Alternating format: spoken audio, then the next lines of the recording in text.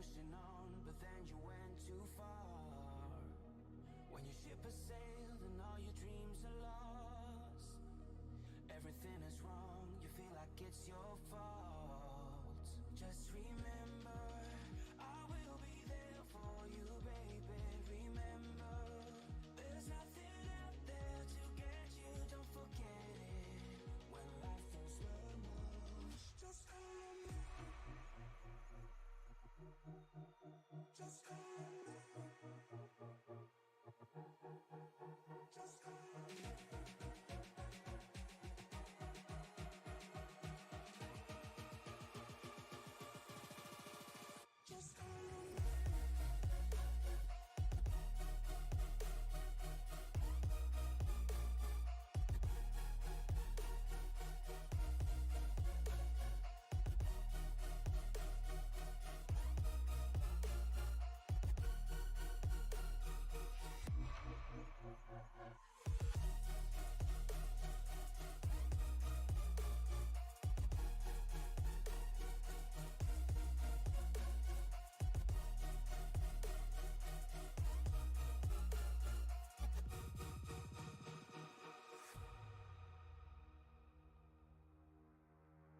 You're stronger now than you ever been.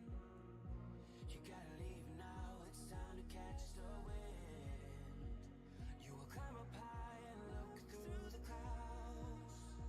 And when you're feeling low, I know you'll bounce back. Oh, and just remember, I will be there for you, baby. Remember, there's nothing out there to get you, don't forget it.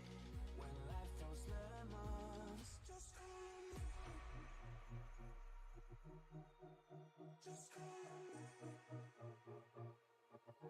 me. Just call on me.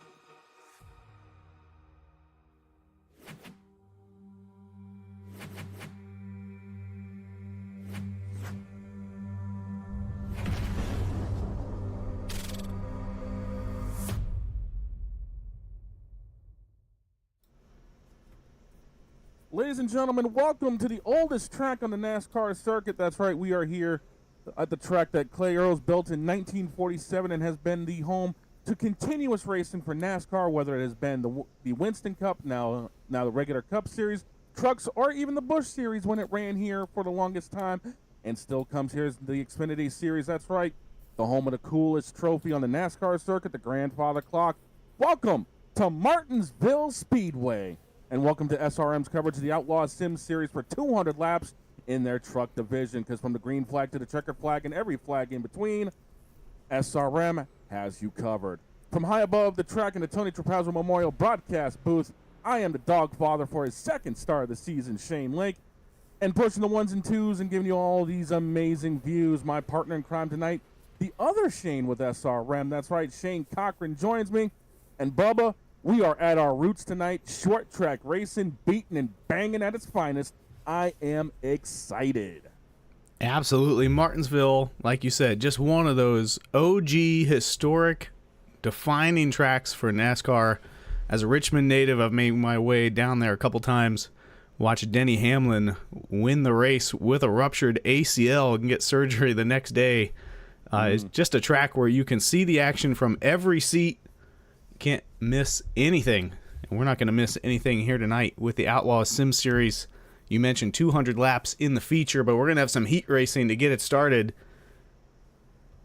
I believe those are going to be 10 laps each, and we'll see, depending on the number of starting drivers, exactly how many heats we'll have. As we take a look here at the forecast, it is a clear and slightly breezy evening, a little 4-mile-an-hour wind in the low 80s, low humidity, which means these trucks are going to be producing a lot of power, which means they're going to have to be careful coming off of these corners not to buzz those rear tires. And with only 4 sets in the pits for the feature event and a fuel window of only 100 to 140 laps, there will be a lot of strategy played out here tonight. Yeah, I mean, that fuel window is so wide here because you're bound to catch a caution here and there. If they stick it green, I think 100 laps is pretty accurate, but throw some cautions in and you can really save fuel here at Martinsville. It looks like we've got 13 trucks that have completed qualifying, 3 more taking their time here, and they've got a minute left to lay down their best time before we're going to get started in that first heat race. I'm guessing we're going to have 2 heats looking at the number of drivers, but we'll just have to wait and see. While we wait for that, let's take a look at what went on so far this season with Outlaws. Yeah, Joshua Ballard extended his points lead after winning at Michigan last week. And he's got currently a 48-point lead over Brandon Combs with Joshua Reese, Matt Byers, and Kyle Langerfeld just hanging around. But right now, the battle for 3rd through 10th is only separated by 52 points. Tonight is going to be crucial for some people because with as tight a picture as this is right now, this could be influential for a run down the road towards a championship because Josh has currently, I believe, 6 wins on the season. He has gotten unstoppable recently. Yeah, he won 3 in a row earlier this year. As we take a look at the schedule, he made a run at Bristol, Phoenix, and Vegas, and then also won at Charlotte, and then last week at Michigan. Oh, and Indianapolis as well. I mean, he's all over the place. It looks like we are lining up now for our first heat race of the night. We'll take a look. Who's going to be in this one? Yeah, looking at it right now, it looks like, as we're waiting for everybody to line up, it's Joshua Ballard, the guy we have been talking about the entire time, sitting on the front row with Max Service. The Park boys are going to be in the second row, Dan on the inside, Ben on the outside. Aiden Giordano and Matthew Setzer sitting 5th and 6th. Joshua McClune and Devin Smith Devin Smith Sr. sitting 8th.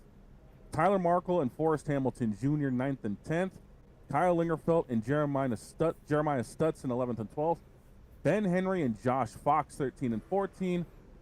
Adam Gardner, unfortunately, I think is just going to be hanging around. I don't think he's going to be loading in, which will leave Brandon Combs and Sheldon Swindell as the drivers waiting to roll off here for a 10-lap heat race. Yeah, and it looks like iRacing just going to throw everybody into this one. And we're just going to have one heat race to set the starting positions for the race. As you mentioned, Gardner not going to start tonight, having some mechanical issues with his wheel. I know he's been in touch with the Moza technical support, trying to get that worked out. So we hope Adam can rejoin racing soon. He might jump up in the booth with us a little later on. We'll just have to see how his night is going.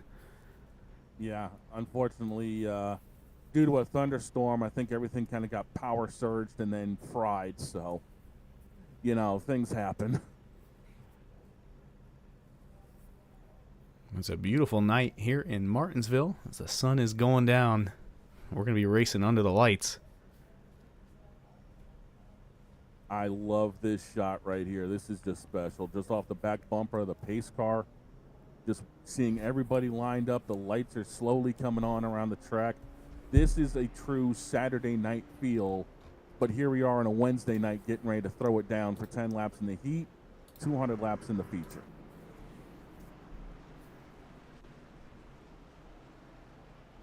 This is definitely one of my favorite tracks. Like I said, I grew up here in the Northeast on short track racing. This is definitely a specialty of mine, and I love this style of racing, believe me. Yeah, I'll be curious to see in this heat race how eager drivers will be to make contact with each other, because where you start this race is going to really set the tone for the night. And if you had a bad qualifying run somewhere mid-pack, you could gain some spots here by being aggressive. I'm just not sure if you want to make friends or enemies this early on when you got 200 laps coming up later in the feature. Yeah, and the one thing we know about racers, their memories are about as long as elephants are. We all remember what happens. So if you rough somebody up here in the heat, you're going to have problems in the feature. And it wouldn't surprise me if that doesn't carry over as the iRacing.com pace car takes the hard left-hand turn. The field is in the hands of the points leader, Joshua Ballard. And Barney's got the green flag in the air as they hit the Geico restart zone. We're heat racing at Martinsville.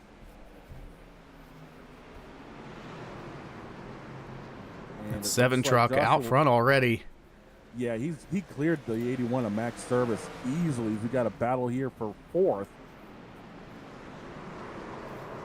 Sounds like somebody's going around. That's Devin Smith. No And caution. That didn't take long at all.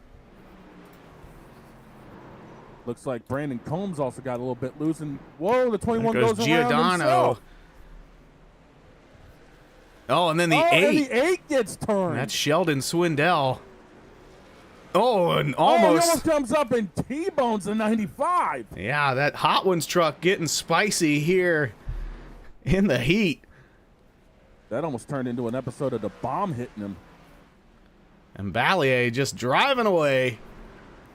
That's all in his rearview mirror. He's like, you guys have fun, tear your stuff up. I'll be fine up front here. Yeah, I mean, as long as he doesn't catch the back of the field, he's already just a half lap behind him. Yeah, 10 laps.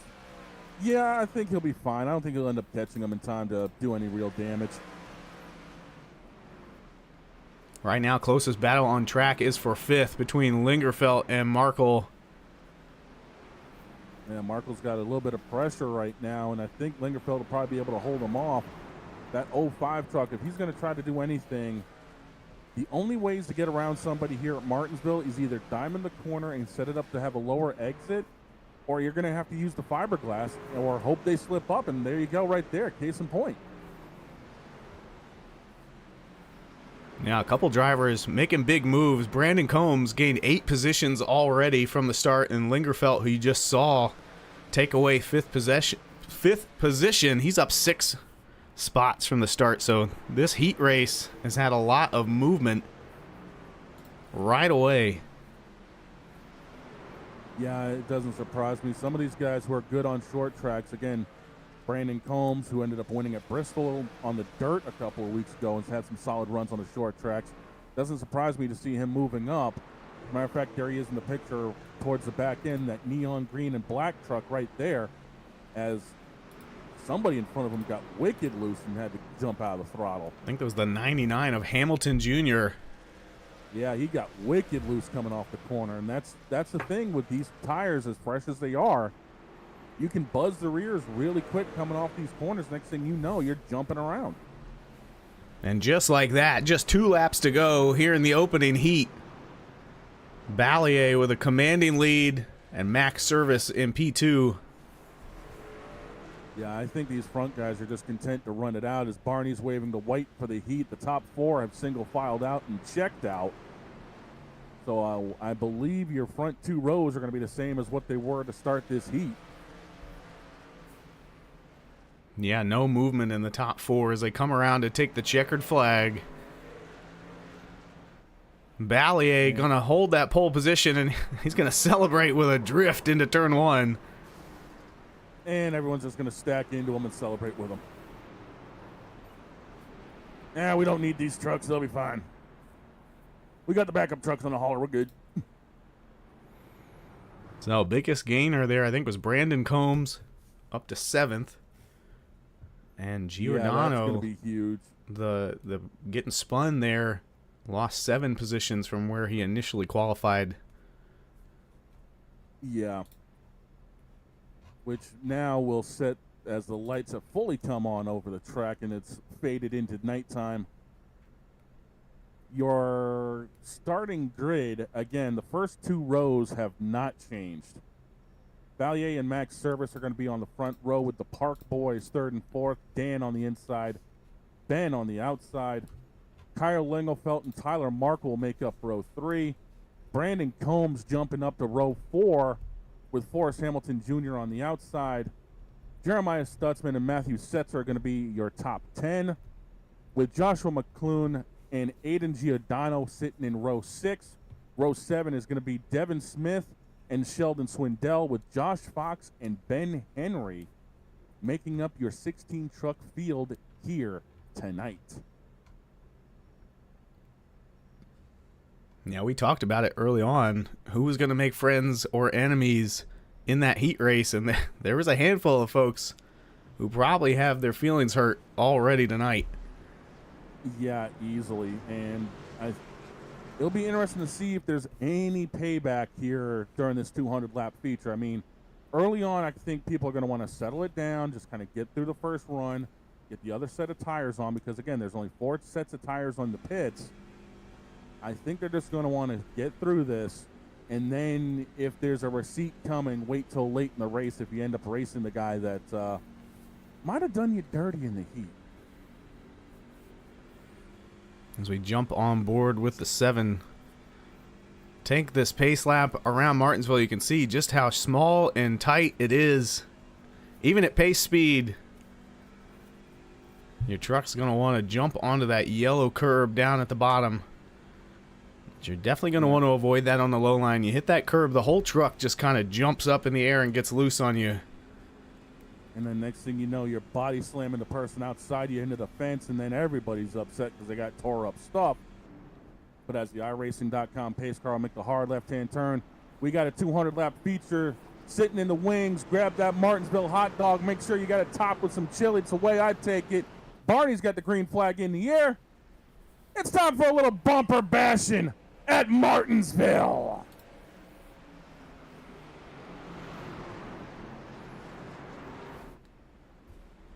And the points leader has checked out.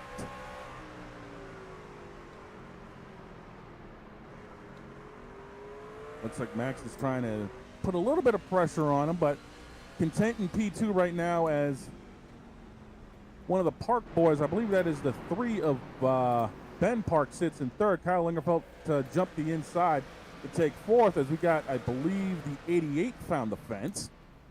Yeah, he's lost 4 positions already here in the first 2 laps. Stuck up high, can't get it down into that inside lane, which is almost always the preferred lane at Martinsville. Yeah, this is like watching, this is literally like Talladega and Daytona. You get left out on the outside, you're getting hung out to dry by everybody and floating to the back of the pack. So if he can find a gap, which is right there, as I believe we just had somebody else hit the fence. That truck's not happy. He cannot hold it down in the center of the corner. He might have to end up doing a little something to it later on. But right now it looks like everybody's kind of single filed out and is just looking to ride for now. So yeah, so you take a look at the fastest laps on the race. Max Service is the fastest truck that time by. He's in P2 trying to catch the 7. Ben Park in 6th position, the 2nd fastest, and then your leader. And there he goes. He cuts a 10th off his lap time to take the top of that fastest lap leaderboard. Yeah. Currently sitting top time at a 19:52. To think that these guys are getting around here sub 20 is still crazy.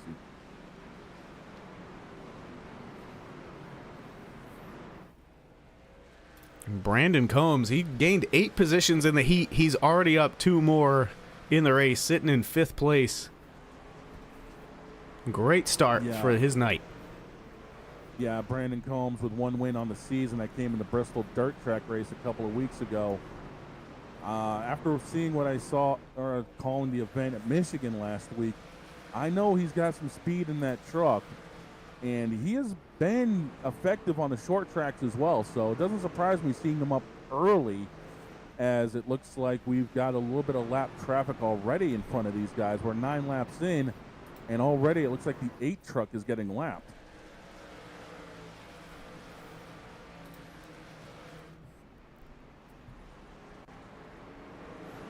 Yeah, Swindell on that hot one's number 8. We've also got Ben Henry on pit road.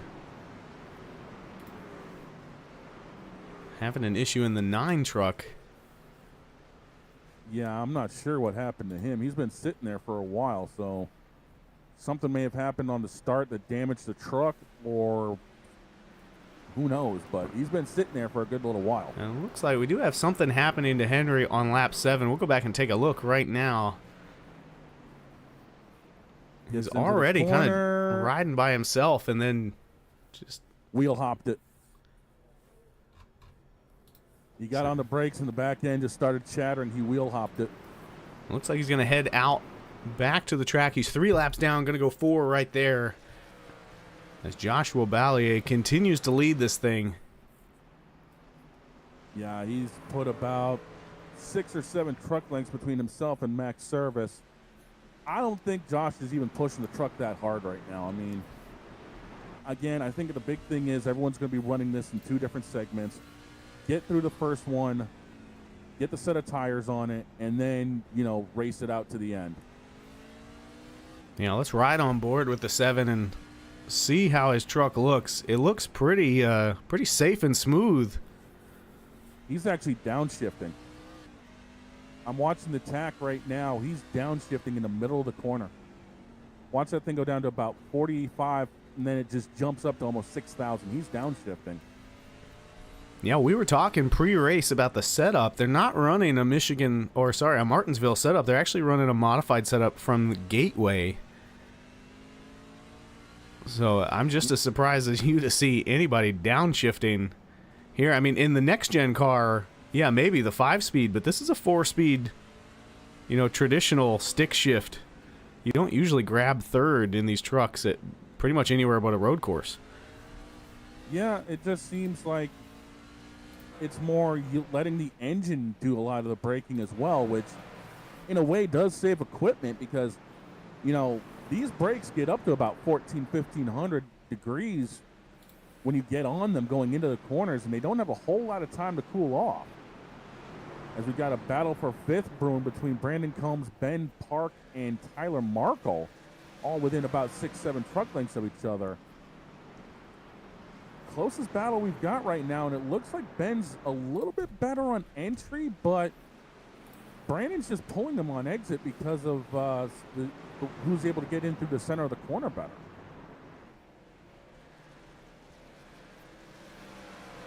Yeah, this is the best battle on track right now as everyone's starting to get spread out.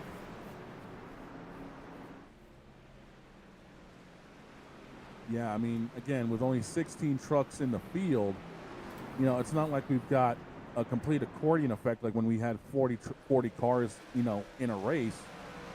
You actually, if this does get spread out, as I believe we had a move in front of them here. It looks like Knight's going from bad to worse for the 9 of Ben Henry. He just picked up a black flag. Not exactly sure what for, but he is on pit road, so I'm assuming he got an unsafe entry or maybe a speeding penalty. Yeah, one of the two, yeah. But that battle that we had between Park and Lingerfeld has allowed the top 2 trucks to completely get away. Dan Park is that 3 truck, and right now it kind of looks like he's backing up to the field. As we mentioned, Ballier and Service are driving away with over a 2-second gap between 2nd and 3rd. But Lingerfeld hunting down that 3 truck. Yeah, it looks like from about 3/4 corner off, so like the last little bit leading to the exit, it looks like Lingerfeld's got the number of the 3, but at the same token, on entry, as I'm just watching these guys, it looks like the 3 is able to kind of diamond the corner a little bit and hold Lingerfeld off. Yeah, so I just pulled up the average lap time over the past 5 laps. Ballier is fastest, but second fastest over the course of those 5 laps is Devin Smith in 11th. And if you're taking a look at that, the fact that these guys are only within a 1/10 of each other tells you everything you need to know about how tight this field is here tonight. Whoa, whoa, whoa, whoa, whoa, whoa. 95 goes around and backs it into the fence. Do we have a caution? Still green. We're staying green. He gets it going again. Yeah, Outlaw is running manual cautions from race control. I believe they need at least 2 cars spun and stopped on the track to bring out a caution here for the Outlaw Sim Series. And that takes me right back to the heat race with the 95, because the same thing happened during the heat race. He just got on the brakes a little too hard. The back end shattered. And the next thing you know, backs it square into the fence. And Brandon Combs working his way by that 65 truck. He is moving right now as he ends up on the inside of the 65, trying to get this pass done. If you take a look here with our graph, you can see he leveled out for the longest time, and then as he caught up to other drivers, he was just able to start putting moves on them within a lap or two. So he's not wasting any time trying to get up to the front. The 65 pulls ahead, but then gets loose.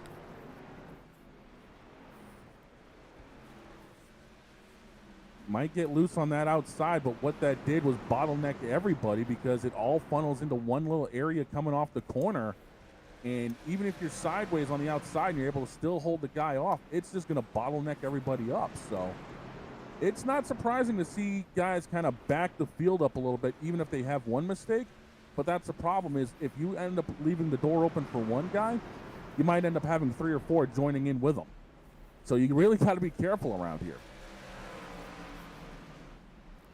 I mean, as far as a Martinsville race goes, I'm just surprised there hasn't been more contact.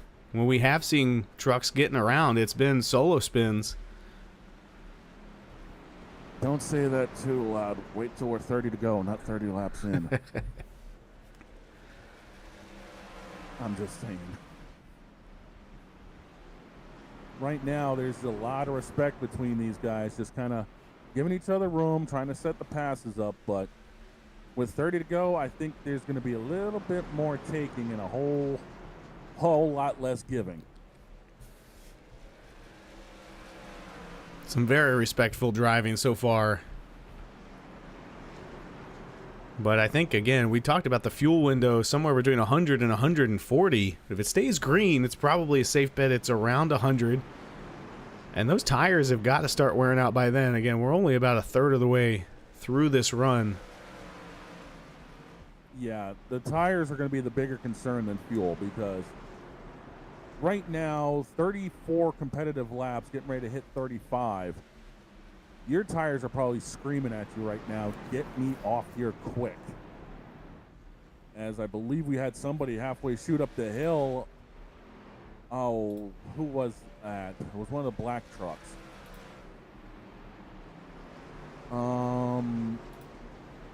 Yeah, it might have been the 3, actually. Yeah, he's lost 6 positions from the start of the race, and yeah, I think he just overcooked it into the corner, because I saw him in the back of the picture shoot way up the hill. He was able to keep it off the wall, but he lost a lot of ground. now under fire from the 99. And again, that's the problem, is if you can really cook your equipment here, and the next thing you know, you're going to end up suffering massively. Saw the 21 grab the wall on that last lap. I mean, slapping the right rear off the fence is not going to do a whole lot of damage to it as of right now. But if you end up grabbing it with the entire right side and end up burying the front end into it, you could do a little bit of toe damage, and then you're really going to have a problem. But just don't tell that to Harry Gant after 1991. Yeah, I mean, he had the entire right front knocked off that car and still ended up winning. It's certainly not as friendly of a wall as Darlington. Oh, God, no. So the battle's starting to heat up here for fourth as Combs got around Lingerfelt. Now Park taking away fourth position from that 65. I love the look of that 18 truck. It reminds me of J.J. Yaley's reverse paint job that he had in 2006 when he drove for Gibbs, when Gibbs was still running Chevys. Yeah, the black and green. I love this look. My dad was a longtime Bobby Labonte fan, so nothing wrong with a nice interstate battery paint scheme, that's for sure. Right. I actually raced against Bobby on iRacing a few times in a league I was in years ago. Did you wreck him? No, I raced him clean. I raced him. I raced Jeff Green. Those guys still could get it done at this day, dude. So it was fun running with those guys. Jeff Green actually took me to school at Bristol in the old ARCA car.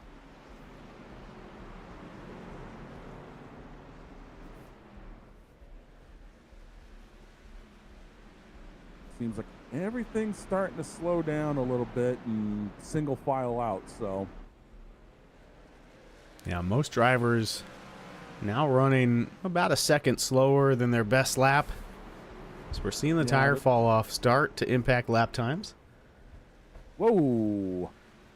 Lingerfeld getting a little bit sideways coming off the corner there. Does a nice job keeping the right rear taillight off the fence.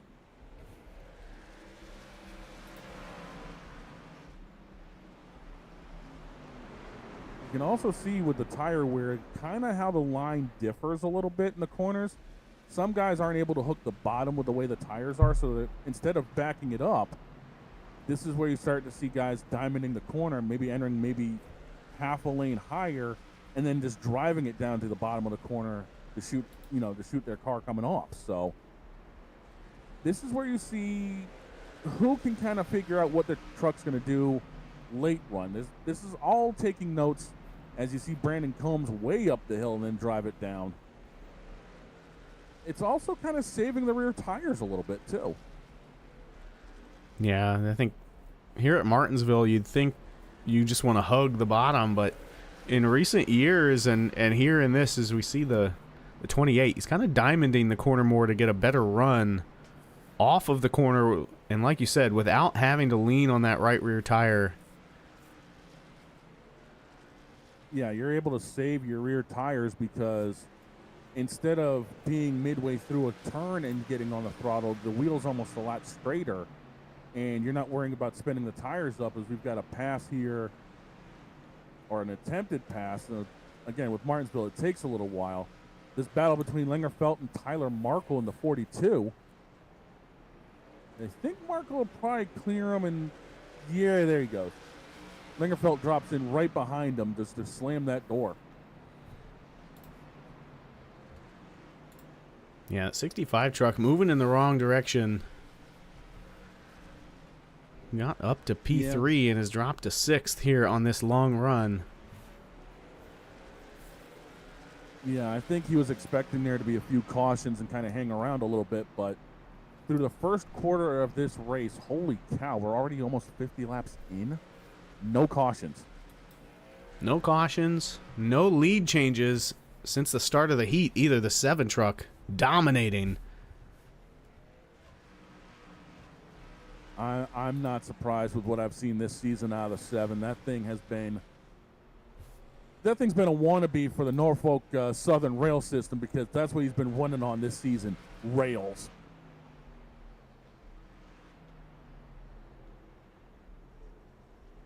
And again, he just looks so relaxed as we see the 3 of Dan Park dropping back. He's had some looks like he had another issue. He was way high coming off the corner. Yeah, and his position chart is certainly not the kind you want to see. Just steadily dropping through the field over the course of the race. Now back to 12th. First car 1 lap down. The only other car 1 lap down is Swindell in the 8. Park's position chart reminds me of the Ninja Stanji stock market look right now, just dropping like a rock. Yeah, I mean, Swindell has gone up, but still being a lap down in that Hot Ones truck. Looks like he's about to go 2 down.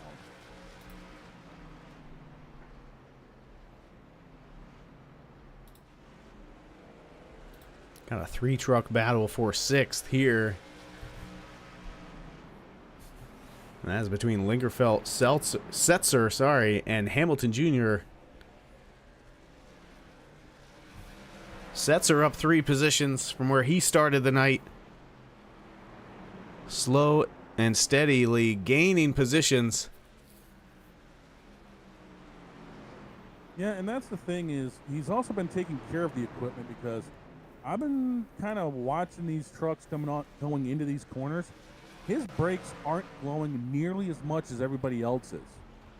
So he's still got a lot of brake pedal left in as he's trying to get to the inside of Lingerfelt in the 65. Just can't get there yet, but he's letting him know he's there at this point. Yeah, let's jump on board with the 99 of Forrest Hamilton Jr. He's got the best seat to watch this battle. Yeah, Hamilton got a huge run off of turn 2 trying to make it stick, and he's not shifting in these corners.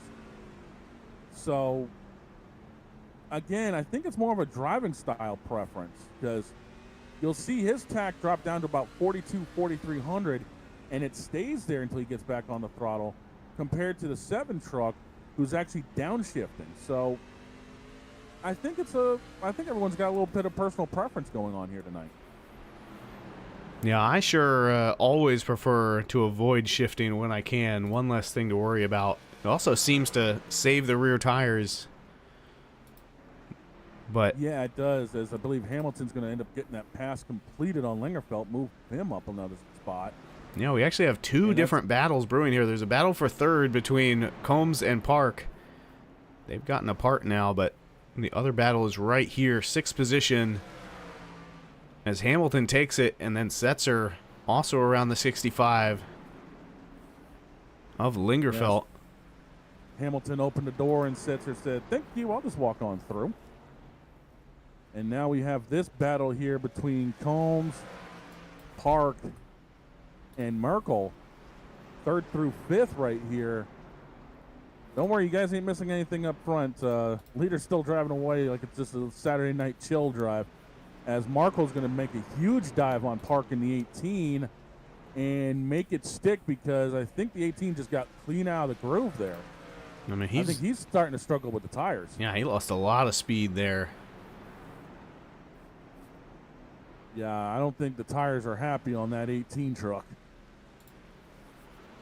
Yeah, everybody getting spaced out now. The best battle, the one we're watching here between 3rd, 4th, and 5th.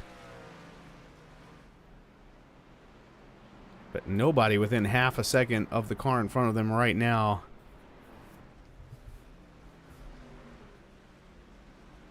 Yeah, again, it doesn't surprise me that everything's starting to stretch out a little bit. And within about another 30 laps, I think we'll be seeing people coming down pit road as Markle ends up grabbing a little bit of fence coming off. And again, your top 5 speed-wise, Ballet ended up on a 2042 average, and everyone else is within about a tenth. So, again, here we are 65 laps in, and still only having about a tenth of a second or so between the field. That's a Martinsville race for you. Now, right now, all these drivers pretty far apart from each other, but they are getting closer and closer to the wall as we saw both drivers in frame, Combs and Markle, with sparks flying there a lap ago.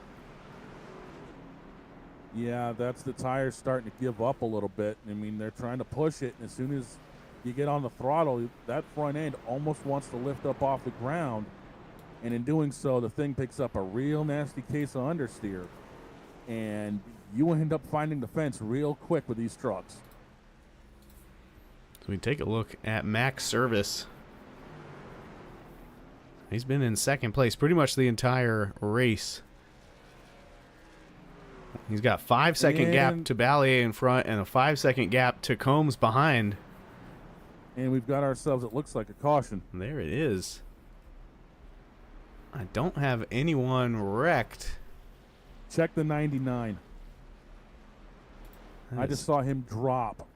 Hamilton. We'll jump back a lap or two and see if we see anything obvious. I saw him drop, so I'm thinking it's either him or something around him.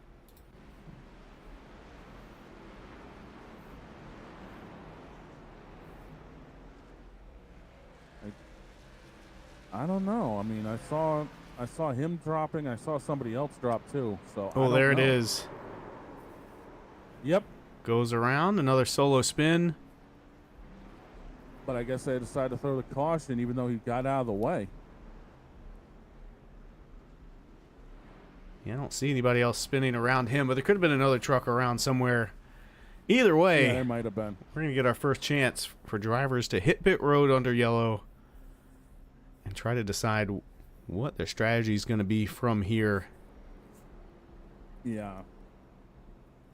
This is going to raise an interesting point because now with this being 70 laps in, this could be interesting to be a one-stop race. I mean, you'd be stretching it in the window.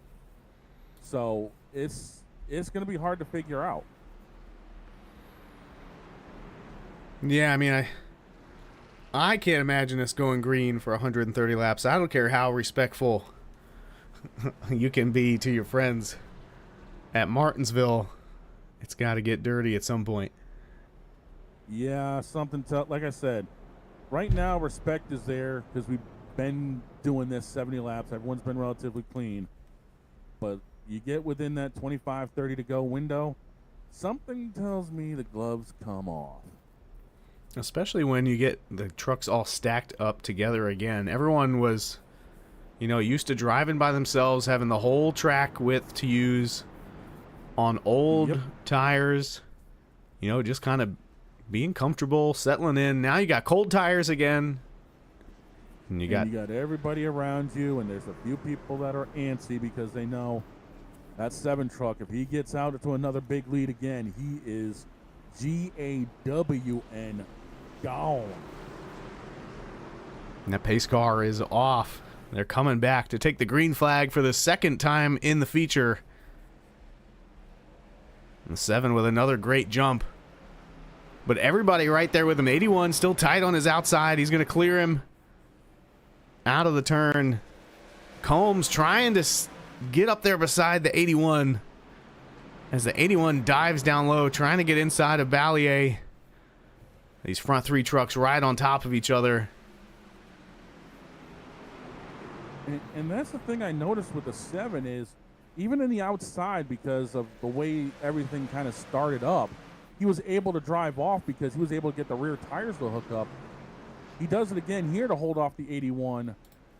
And, all of a sudden the top 7 or 8 trucks single file out. First battle we got back here is the 88 and the 21 going at it.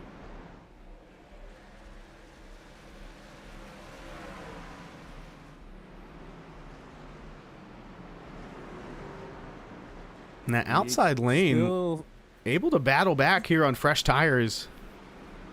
Yeah, fresh tires, you're able to do that because of the grip the concrete has. But once you get, 20, 30 laps on those tires, you can barely hang on to the outside because everyone else is just going to be freight training in on you. So right now,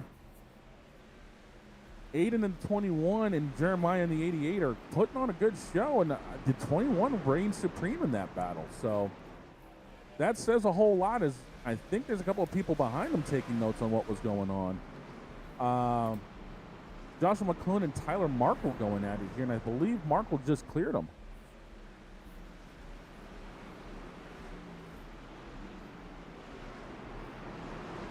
Here comes the 3 of Dan Park. Yeah, Park threw it in deep, trying to get past McClune, and I believe he's going to be able to do it. Yeah, I think McClune cut him a break there. He could have gotten into him on the crossover. Yeah, but that's the last thing you want to do this early is get into somebody on a crossover, get them squirreled up, because then they're going to remember that later on and not cut you a break. At the front, they had gotten spaced out 3/10, and then right now the top 4 all coming back together. Not only are they coming back together, But Langerfeld in fifth is getting left in the dust of these top four.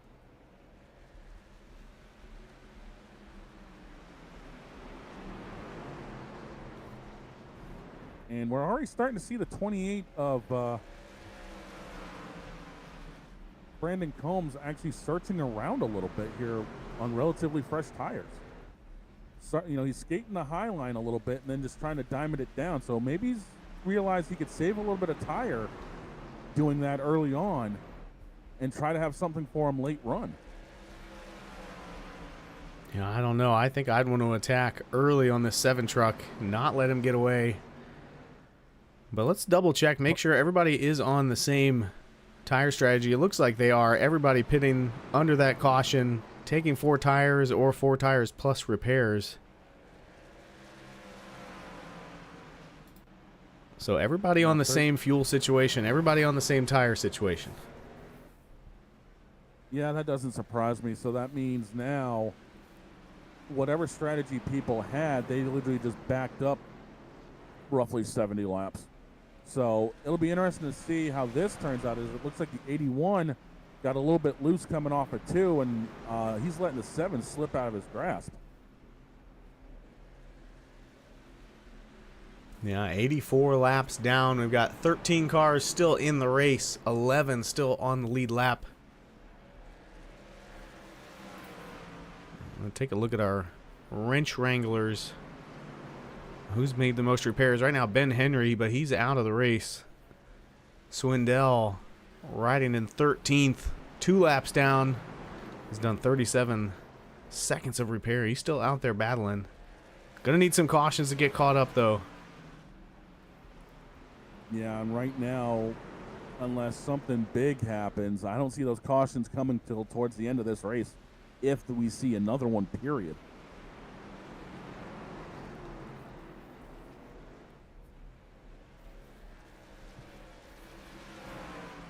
As Combs is going to be looking on the inside of the 81. 81 closes the door gently. Again, there's a lot of give and take going on, but I think if it was a little bit later on, that 28 would have ended up, you know, stuffing the front end in there.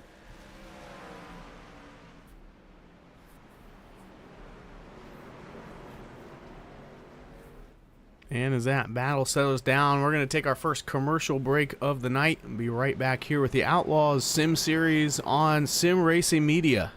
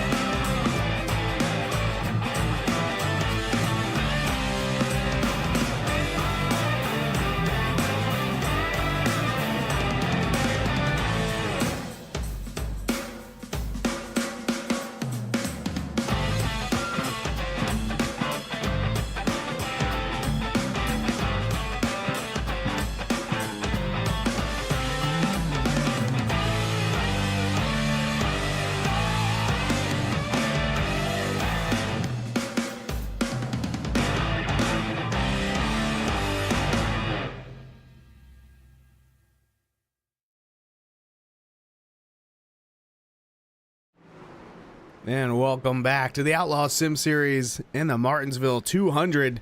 We're just about halfway here, 98 laps in the book. You did not miss any of the action there in commercial break as the 81 of Max Service and the 28 of Brandon Combs were battling for second. First, the 81 had a bad turn, and that backed him up there to the 28. And then the 28 got loose trying to get around him. That spaced him out, and they are back together. Again, I'm Shane Cochran. Along with me is Shane Lake, the dog father. And I was going to say, all that battling has done is let that 7 slip away from everybody again. All he's becoming is a dot in the windshield because he's just cruising at this point. A 1.5 lead ahead of second place Max Service right now. But that 81 truck is driving out of his mirror, not the windshield right now. As he gets loose again coming off of 4. That 28 is waiting for the 81 to slip up a little bit because that's the only way right now there's going to even be remotely a chance for Brandon and the 28 to get around him.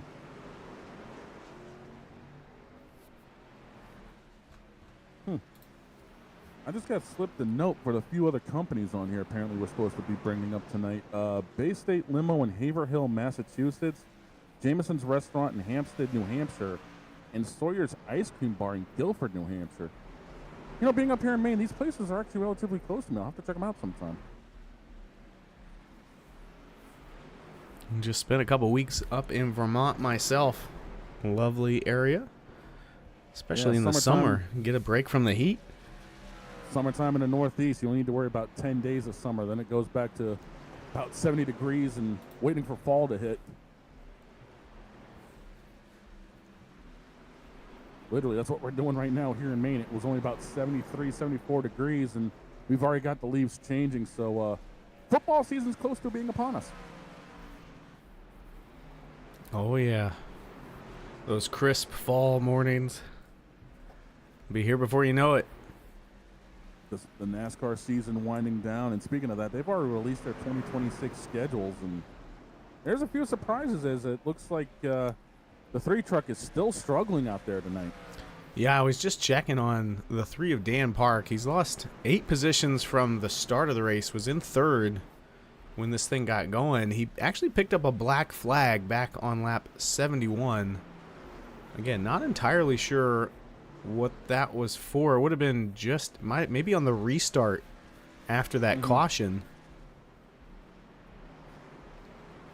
But his night not going how he wanted it to. Yeah, not at all. I mean, that thing, he's been struggling with that truck literally from about lap 40, 45 on because he has not been happy inside the cockpit of that 3 at all. And we see him clip the curb there on that run. We just talked about pre-race how you do not want to clip that curb, especially not when you're too wide, but even when you're by yourself, it's just going to upset the truck and just throw you out of your rhythm. And Martinsville is really one of those rhythm tracks. Yeah, and a lot of people don't realize that that is a legitimate curb there. That's raised about 7-8 inches up off the ground, and you get your tire on that thing, it will really upset the vehicle. So, you know, you'll see a lot of black marks on the curb from people touching it, but you get any more than just barely on it, it will upset you to the point of shooting you out about 2-3 feet off the bottom.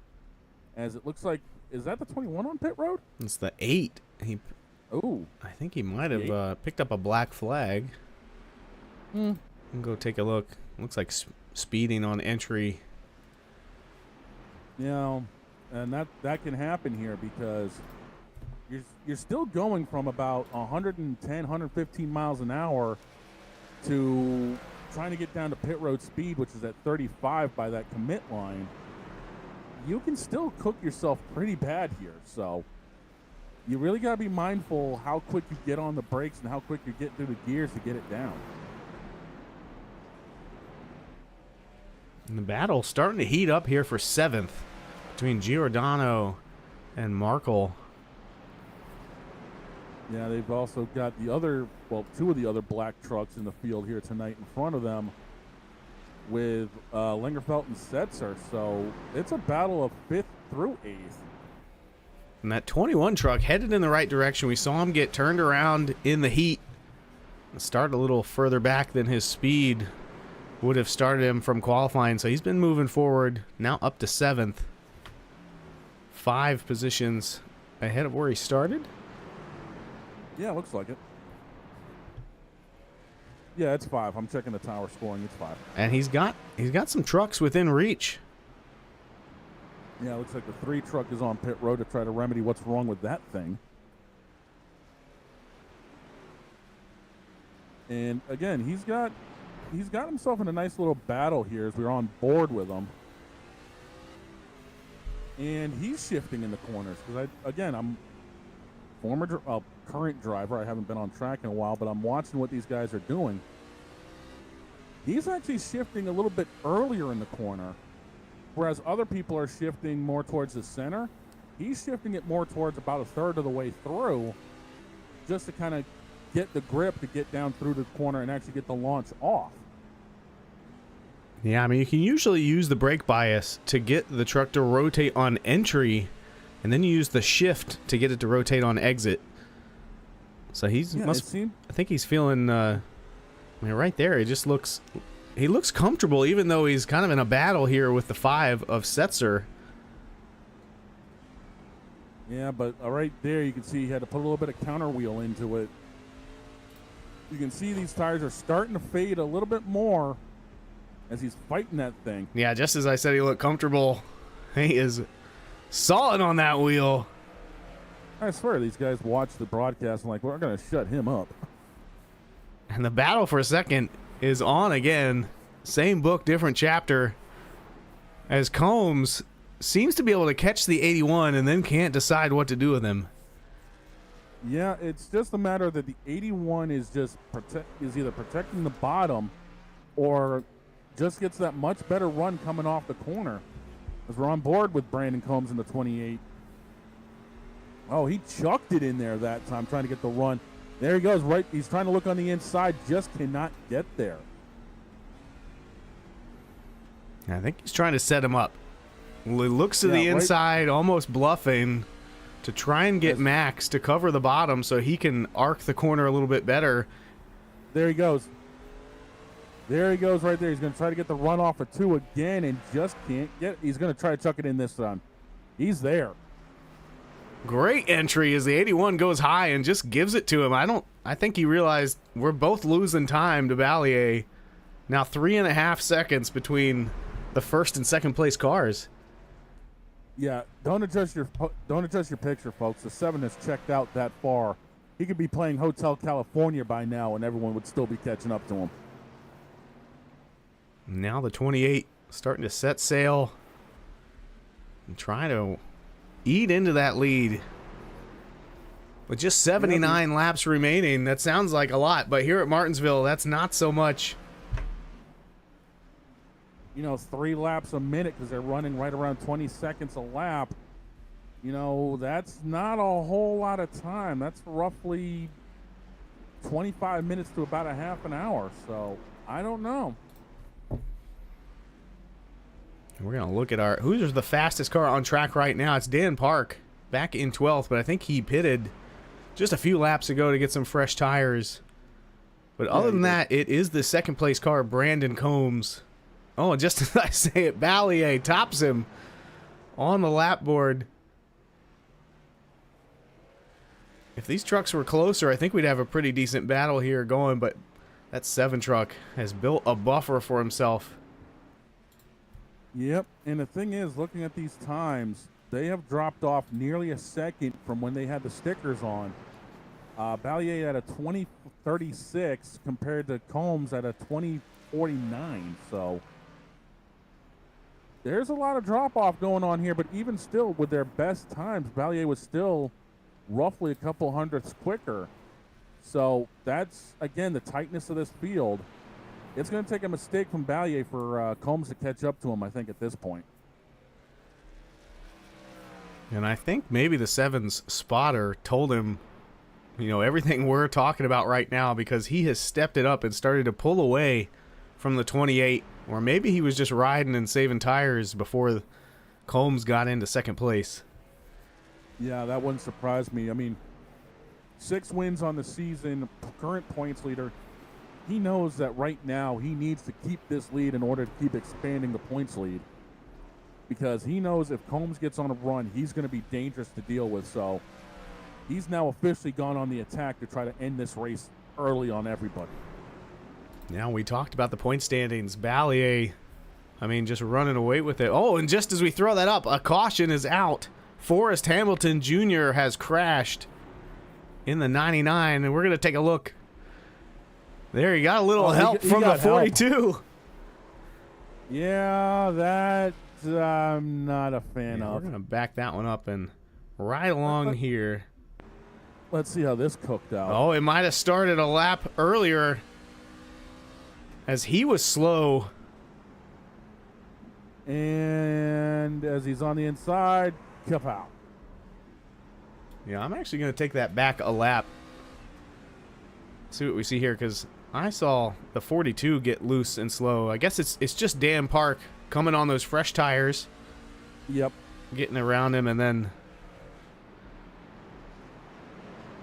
the 42... at first I thought it was the 99 kind of cutting down on him, but the 42 drifted up on exit. And I was looking at that closely. I don't know if there was that much contact, if there was any, because I swear I thought I saw a little bit of daylight between the 42 and the 99. For a split second, I thought we were about to have some wild pit strategy as the 88 had stayed out, but he comes to pit road the second time around. Yeah, I think it's one of those, let everyone come in first, come in afterwards and have that extra lap of fuel and go from there. I mean, a lap of fuel around here is almost as good as gold. Yeah, you do have to be careful with that strategy, though. Sometimes iRacing and NASCAR, they'll give you a black flag if you try to pit later in the cycle when you don't come down pit road the first time it opens. I've gotten caught with that a couple times and kind of had to read the fine print on the rules about it. But nobody with a black flag here.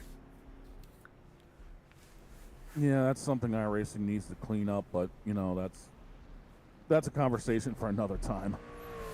So Stutzman initially staying out. He is going to pit, though, here on lap 130. And now we have the final third of the race. This is going to get good. Yeah, up front. This is the break that the 28 needed. He's been on the move all race. Had finally gotten up into second to take his shot at the leader, but there was a 4-second gap. But there's a no second gap right now as they are coming back to green here on lap 132. Gonna be 69 to go. Barney's waving the green flag. They've hit the restart zone. The 7's getting ready to drop the hammer, and here's a 28 riding door-to-door with him into turn 1. The 7's going to clear him, but can the 28 get down in between him and the A1? Yes, he can. So he doesn't bleed a position, as it looks like we're going to have ourselves some more battling going on here. Setzer and Langerfeld going at it. Yeah, and Langerfeld seemed like a driver who had good short run speed, but kind of lost positions over the course of the run. So I think we're going to see him be aggressive here and try to get the position, and there he gets it. Yeah, getting aggressive on the fresh tires. Now that the 28 can see the 7, is he going to be able to hang with him? He's got 65 laps to do something. Yeah, just 10 cars on the lead lap here for this final run. And it's the top 2 in points, the top 2 in the field. How fitting. And right there, the 28 of Brandon Combs just ran the fastest lap of the entire race. A 19.5 even. The only other driver in the 19.5s is the leader, and Combs is there. He's wanting it. He's looking inside, and the door gets slammed on him. And it kind of looks like he's pulling the same move out of his playbook that he used to get by the 81 to bluff inside and then arc the corner and come off low. Yeah, he's looking to try to diamond this, because that's the only way he's going to get on the inside of that 7 without using the chrome horn. But I hate to tell you something, that chrome horn is going to come into play tonight at some point. Someone's going to get fed up, and someone's going to get fed some bumper.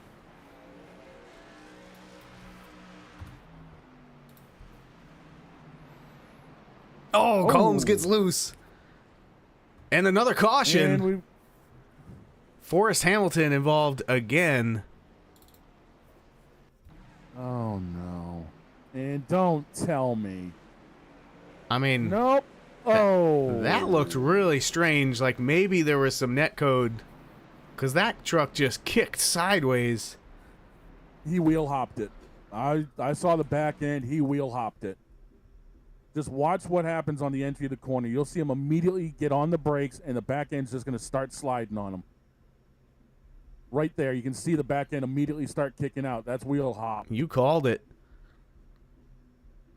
And as soon as he got off the brakes, that thing just grabbed and hooked. And I have hit the wall at that angle in an 87 car. That is not pleasant.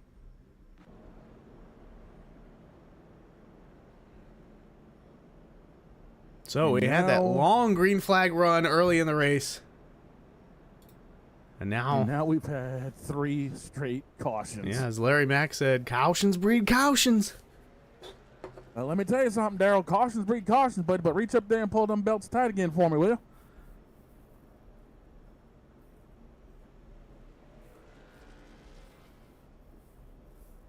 So, I mean, I think that's, again, another break for the 28. Just as he had slipped up and lost touch with the 7, this caution comes out to give him another chance. Yeah, and the thing about it is even the 28 was fighting wheel hop because that's the only reason he got as loose as he did in the corner. And Ben Park has joined the chat as well. Yeah, that 18 has been kind of banging around inside the top 10 all race long. Here he is sitting 3rd.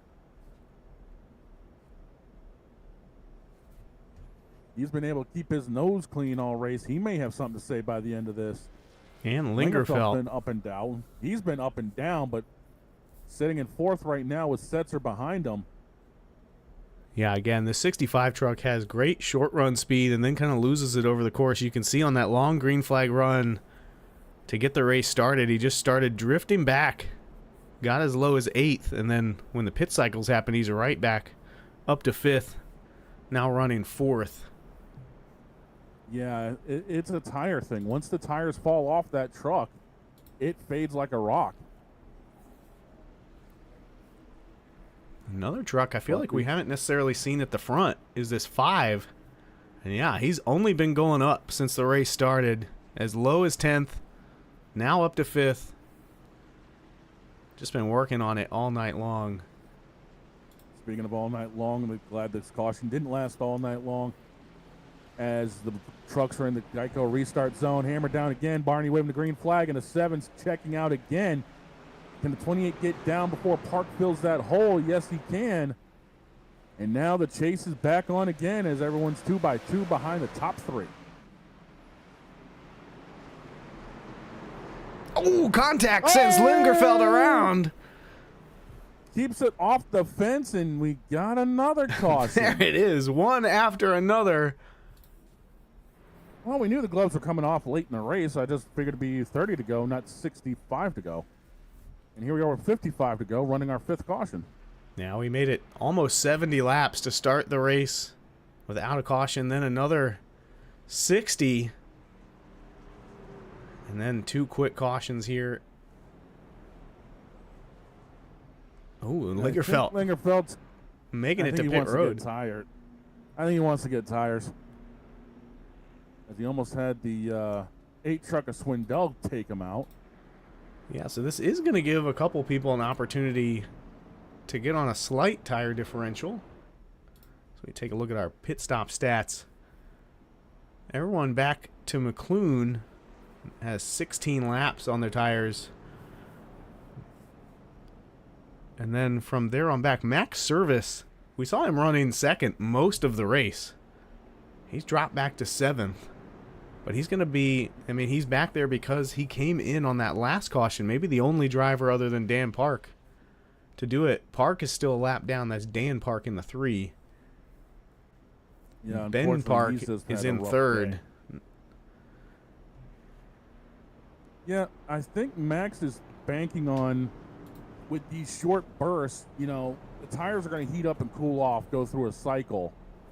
And he's thinking probably that he's still going to be at a tire advantage no matter what. So if we end up going short spurts, one after another, if he can make the outside work, he may be back up in contention before we know it.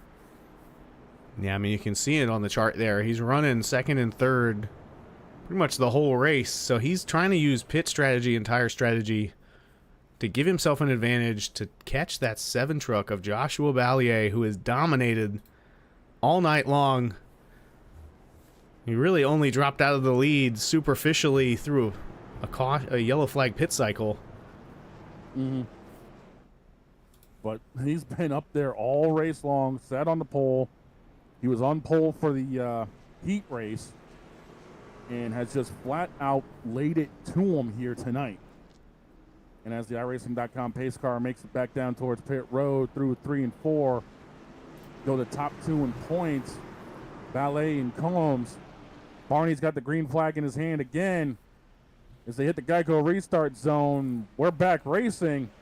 And this time, it looks like Combs got a much better start. Yeah, he's going to get a run here down the backstretch. Yeah, he shut the door on the 18, almost took the nose off. But he's going to end up getting that run going top to bottom again, trying to make that move work on the 7. I don't think it's going to right now as Setzer hits the fence. Setzer on the move, trying to get third place away from the 18. Again, we talked earlier about how the outside can be so good on fresh tires. He's going to try to make it work as the 18 ships him a little bit. Yeah, I'm not sure if they touched, but it was close enough. They did touch. They did. The wind off the radiator fan of the 18 at least. Pushes the 5 up the track. The 18 going to take it back. Watch for some payback here. That the 18 went defensive. Oh, the 5 goes around off Markle. Save it! Save it! Yes! Heck of a save there for the 5. We stay green. And that's going to let the top 2 really get away now. Impressive job by Setzer saving it as we got Max Service in the 81 trying to get around the 88 and does so with those fresher tires. Whew, catch my breath for a second there after that one. Yeah, we talked about how Service had come down 2 cautions ago to get fresh tires, gave him about a 10-lap advantage. And we're watching that play out now. There are more drivers in the field with even fresher tires than him, about 5 laps fresher. But I'm not sure 5 laps of caution is going to make all that much difference. So Service really the first driver on those younger, fresher tires. But as we look at the fastest 5 for 5, it's 1, 2, 3, 4, 5. The top 5 in exact order are the fastest on track right now. And it's a 0.3 of a second split between the top 5 and only 0.02 between the top 2. That is not surprising at all. Yeah, it really looks like these 2 are the class of the field right now. Combs looking like the only truck that might have something for Ballier by the end of this one. 45 laps to go. Yeah, and right now, Combs, I think, is going to be trying to do the same thing he's done all race long. Set it up to diamond the corner to get in there about a half a lane up, drive it to the bottom, and drive it straight off the corner. That's the only way he's going to keep up with the 7. But right now, they're laying everything on the line. I'm looking at those rotors on the front end of that 28, and those things are cherry red right now. Love seeing a night race with the rotors glowing. Oh, there needs to be more night races. I'm sorry, but give me more night racing. I think especially with the trucks. The trucks really lend themselves to a night race. They're already pretty loose. You just get a little bit better racing. The next-gen car, I kind of feel like it needs the heat to make it loose and exciting, but we're putting on a show here at Martinsville. 159 laps in the books. Just 40 to go. And to think next week these guys are going to be at Lime Rock.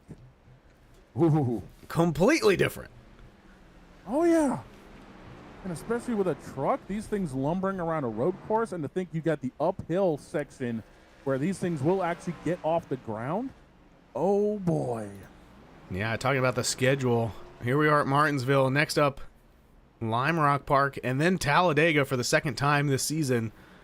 I mean, that's a run. Boy. That's a 3-race run right there to kind of finish out the third quarter of the Outlaw Sim Series schedule.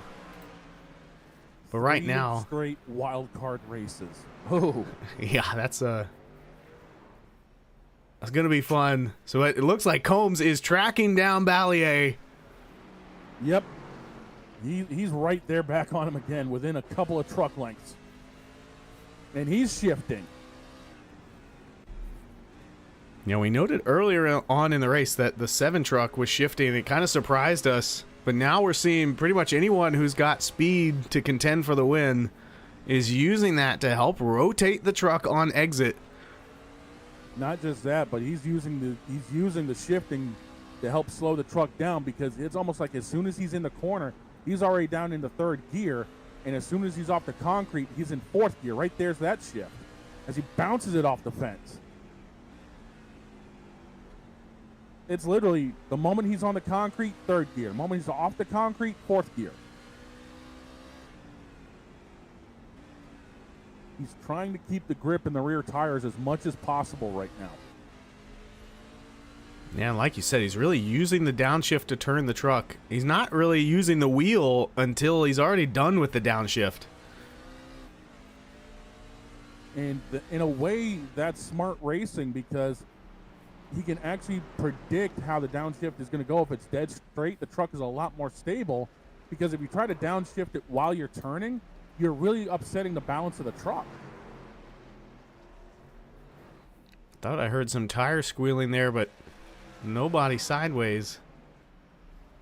Oh, the tires are already begging for mercy. Everyone's pushing these things for what they're worth now. The gloves are off. We're coming up on 30 to go. They're driving hard now. There's going to be no friends here. As I like to tell Alan, the doctor's office is closed. There's no more patients tonight. Nice. While we've been watching that battle for the lead, Max Service on those fresher tires has caught Ben Park trying to take away 3rd. Get himself a podium. Chrome horn right there. And he's even diamonding the corner a little bit. Maybe he took a little bit of notes from the 28 to figure out what's going on. Ooh, gets loose there. Has to drift up to save it. So that's going to make him lose touch with Ben for now. As Ben slaps the fence, you can see right here as we jump back to the front of this pack, all 4 rotors are glowing on the 7 truck.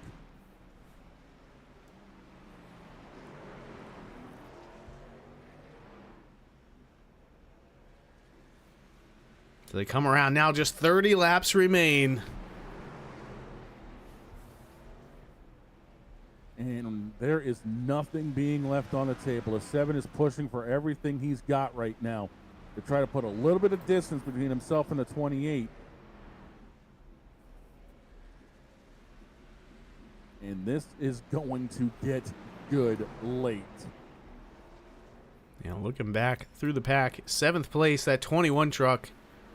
We mentioned how he got spun in the heat race, spent all night here in the feature trying to recover. He's in 7th place. Not battling for the lead, but a pretty respectable, you know, overcome of adversity here as he drifts high there in the 88 of Stutzman going to get a run. Yeah, he also bangs it off the fence. We end up talking about him, and he ends up having one of those corners. Commentators curse, everybody. But still, to have a top 10 after what happened in the heat and battling this truck all night long, he'll be happy with this finish, I'm sure. Now we have just 9 trucks still on the lead lap. Daniel Park is in the lucky dog, but he's 3 laps down as the 21 gets very loose. Saves it, but loses time to Stutzman.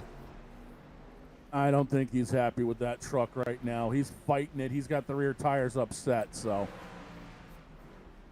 We move up to the battle here between the other Park brother, Ben Park, and Max Service, battling for third. Max is still knocking on that tailgate, trying to get by him. And Ben's looking at him like, you ain't getting by me right now, Chief.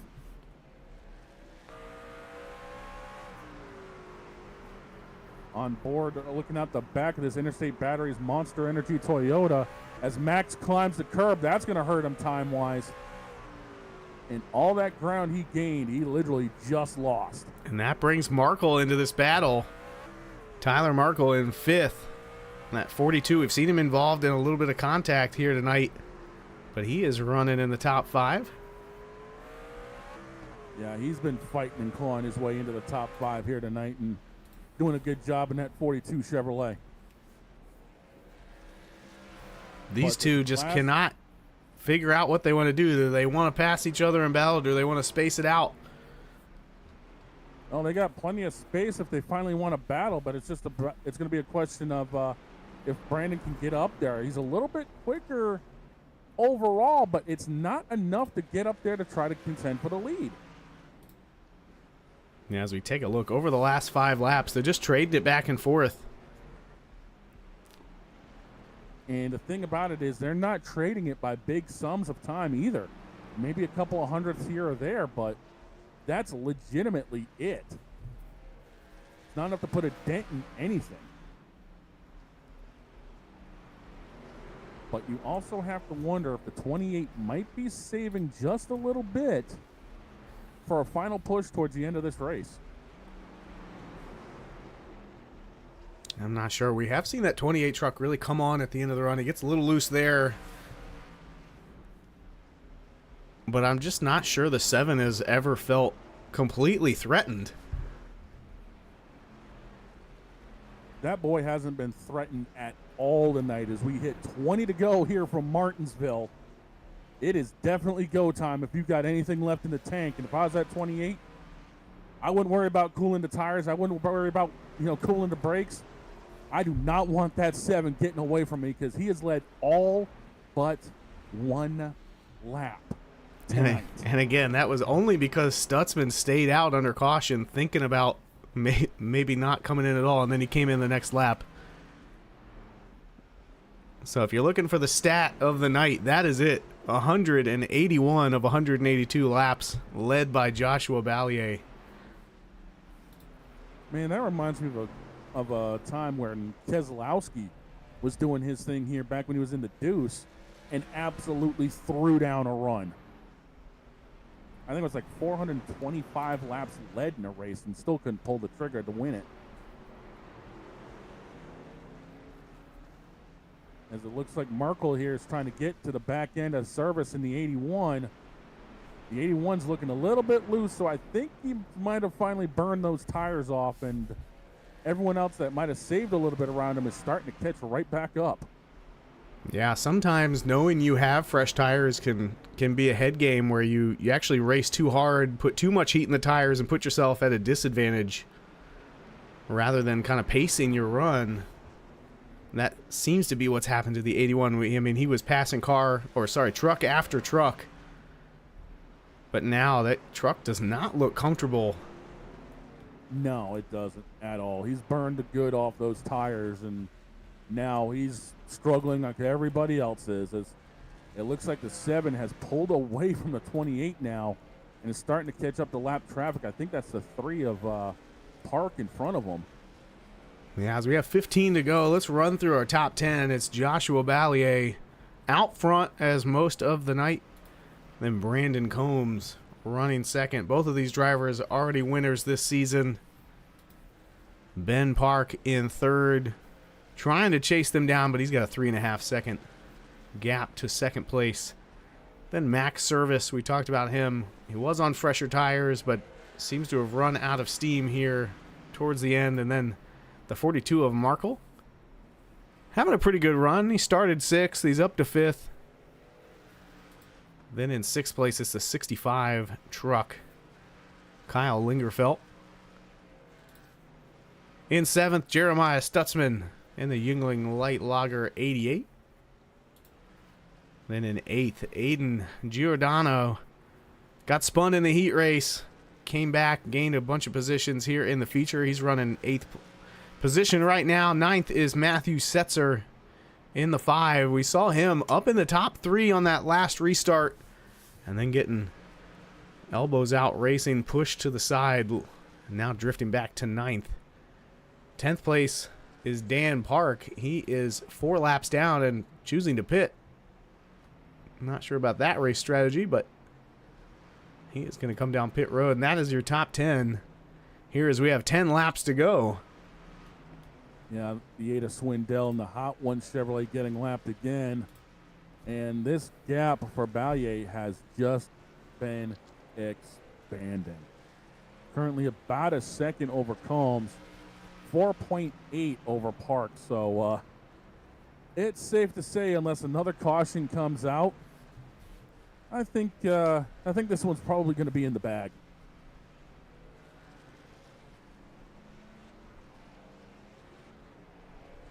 That thing has been on a rail tonight. This is probably one of the most impressive runs I have seen personally. I've broadcasted quite a bit, and this is just, there's no other way to put it. This is taking an entire league out back of the woodshed and whooping on them.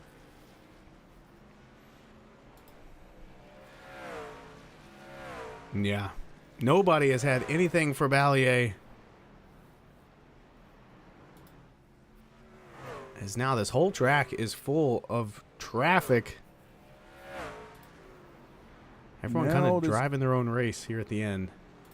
Yeah, now this is where Ballier has to be careful because he's got 2 trucks in front of him. He's probably going to at least catch one of them here in the final 6 laps. It's just a matter of, does he take it easy knowing he's got about a second lead, or does he try to push the issue and put somebody behind him? As right now we're focusing in on the battle for 4th with Service and Merkel. Service ends up getting loose off of 2.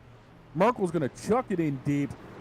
Can he make it stick? He does, and Merkel moves up to 4th in the 42 truck. Oh, it goes around the 81. No. Save it. Kisses the inside fence, parks it up against there, and jumps the pit road. That just about shook this race completely upside down. Oh, that I can guarantee you this. Josh's heart was up in his throat, hoping I do not need a caution at this point. Yeah, he's getting close to the back bumper. Setzer here with 3 to go. A gentlemanly move by Service to jump to the pits before he could be reason enough for a caution. Yeah, and I don't think Joshua right now is in any rush to lap Setzer. I think he'll be content just to ride here, knowing he's got about 1.5 seconds on the 28, 2 laps to go. Unless something big happens, I'm pretty sure he's going to be happy because he's going to be staring at the white flag this time by.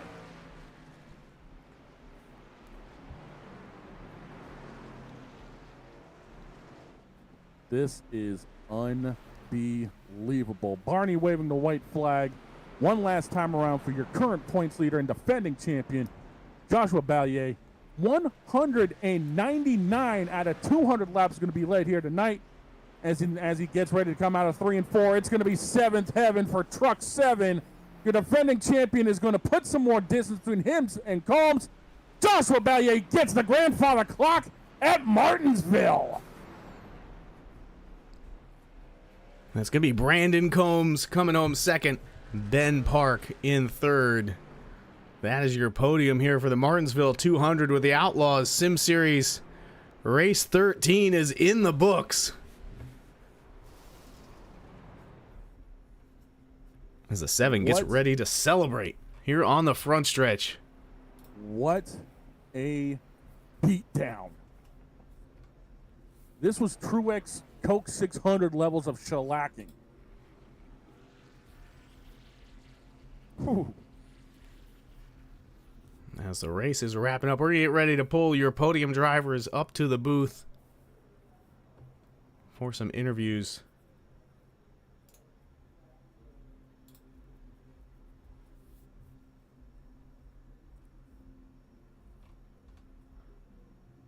Well, here we go. They're piling in now. Shane, the first one I've got for you is going to be... Oh, you know what? I don't have permission to pull him into the booth. Do you? Oh. Yeah. Which one do you want first? Let's pull Ben first. He's our third place finisher. And let you talk to him. Hey, Ben, it's the Shane and Shane show up in the booth. You got a copy? Yes, sir. Well, that old Interstate Batteries hot rod was looking good out there tonight. Talk to us about the strategy, because it looked like tires was a huge key here tonight. Well, I don't know about tire wear being big deal. Most of the pit stops that I made, tires were like at 90%, but tire heat, especially for trying to keep your tires cool. If you slid once, it's just like the whole run was ruined. Yeah, and it looked like you were relatively steady this race. You end up hanging around the top 5 all race long, and you had some good battles out there as well. Did you have anything to possibly chase down Combs if there was a possible caution late? I don't know. He's really good, and Mal is really good also. I don't know if I had anything for him, but I would have tried. I was trying not to. I don't want to like bump people out of the way for positions and stuff like that. So try to keep it clean. Yeah, I feel you, buddy. Last thing you need is an enemy at this race, especially with the road course coming up at Lime Rock Park. Speaking of that, any thoughts going into next week at Lime Rock? I don't think I've ever driven on the track before. Ooh. That'll be a new experience for you then. Yep, be a new one. Well, before we let you get out of here, who do you want to thank that helps you get it done on that 18 here tonight? I thank my team, Mal, Jonathan Byer, who couldn't make it today, Max and Markle. All of them. Mal really helps me out a lot. He doesn't know it, but he does. And I got to thank my dad, who passed away a week ago. Thank him in heaven. Thank you guys for putting on the show. Appreciate everything. All right, man. Another solid finish. You had one last week. You got one this week. We'll see you next time out of Lime Rock. Appreciate it. Let's see. Let's get P2 up here. Brandon Combs, you got that one. Brandon, you got Shane and Shane in the booth. You got a copy? Yeah, I got you. What is this, the Shane show? Yes, sir. Yeah, Shane squared. Shane squared. All right, we saw you gain 5 positions over the course of the race. Get to second. You got to the bumper of the 7 a couple times. Not quite able to steal the lead away from him. Tell us about your race. Yeah, I was just kind of being patient, taking my time, trying to figure out what kind of pace other guys had. I wasn't really too sure, like the pace I had and the pace that some other guys had. But yeah, we just slowly worked our way up there, and I didn't think I had anything for the 81 and the 7, because I know when I got the third there, once I got past Kyle, I wasn't really gaining much on him, so I wasn't too sure what kind of pace they had, though, on fresh tires. I mean, that was on older tires, but, I mean, Mal in the 7, you ain't going to run him down, I feel like. Yeah, I think the best racing of the night was between you and the 81. We saw you working him over for laps and laps and laps, and then finally able to get around him. I mean, and then you started to pull away. Did you think you could track down the 7? I know you said you didn't have anything for him, but we were watching the lap times, and you were the fastest truck there for a good portion of the second half of the race. I don't know. I mean, catching them is one thing, that's for sure. I mean, everyone knows that, and then passing them is another. And I feel like on a short track, if you're going to pass someone, you got to be a little bit faster than them, not just by half a tenth or a couple tenths of a second or whatnot a lap, that's for sure. But, I mean, there was a small little glimmer of hope, but not much, really. Well, we had a blast watching you race up here in the booth, so congratulations on the P2 finish. Anybody else you got to send some thanks and shout-outs to? Yeah, just got to say thanks to Devin and Kyle for getting me over here, running in this league and whatnot. It's definitely been a blast, and I've had some fun. Got to say thanks to Chip Bangers Racing, B&B Custom Baits, FHP Consultant, GFP, Zero FG, all the guys over there. CBR for all the love and support, and you guys for giving us a broadcast, and Adam for giving us a place to come race. All right. Well, congratulations again. We'll see you next week at Lime Rock. Yeah, I looking forward to it somewhat. But yeah, y'all enjoy your Shane and Shane squared. So yeah, hopefully you boys had a good night watching some racing, and yeah, hopefully y'all have a good one. You too. Appreciate that. And now the race winner. Do it. Hey, Josh, it's the Shane and Shane show up in the booth. You got a copy? Yee. My dude, you pulled out your inner Truex here tonight. 199 out of 200 laps led. Dude, that's a beatdown. How did that feel up front? A little well, in some ways I didn't really care for the setup, but it's still Martinsville, so I had a lot of fun racing Martinsville, but I wish that we didn't have to shift to be quick at Martinsville, but overall it was good. Had some fun. Combs gave me a bit of a challenge there at the end, kept me honest. Yeah, he was definitely trying to reel you in those last 30 laps, but everything was going on in your rearview mirror here tonight, man. That was one of the most impressive races I have seen, either broadcasting or actually being on track to be a part of, dude. So, that was awesome to watch what was going on here. That was a clinic. It was one of my better tracks. Any track that's particularly flat, like here, New Hampshire, Milwaukee, I look forward to race. So this is, well, my style of racing. So, hey, flat track specialist reminds me of Jack Sprague, 1 Mile Jack.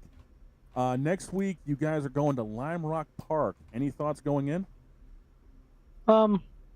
Generally, because short track stuff and all that, they kind of do translate to road courses. So Lime Rock is kind of a really short road course, not very technical. So I think there'd be a lot of bunched upness in the field. Generally, it's one of the more easier road courses. So should be a lot of fun. And I think you'll end up with probably about a 63, 64 point lead going in. Does that happen to change the mindset at all, knowing you've got such a big gap on second place? The mindset is always win, no matter what the point situation is. The only thing that matters is you cross the line first. Now that's spoken like a driver if I ever heard one. Before we let you get out of here tonight, who do you got to think on that 7 to wrap this party up for us? It's my team, Ben, Markle, and Max that raced with me tonight. You guys for putting on the broadcast, and Adam for putting on the league. Hey, well, enjoy the 7th win of the season, buddy. We called it 7th heaven up here for you. Enjoy it, and we'll see you at Lime Rock next week. Thank you. That was race winner Joshua Ballet, who picks up number 7 on the season ahead of Brandon Combs and Ben Park, your podium. Tyler Markle and Kyle Lingerfelt will finish off your top 5. Jeremiah Stutzman, Aiden Giordano, Matthew Setzer, Max Service, and Dan Park will be your top 10. With Joshua McClure, Sheldon Swindell, Forrest Hamilton Jr., Josh Fox, Devin Smith, and Ben Henry wrapping up your 16-truck field here tonight.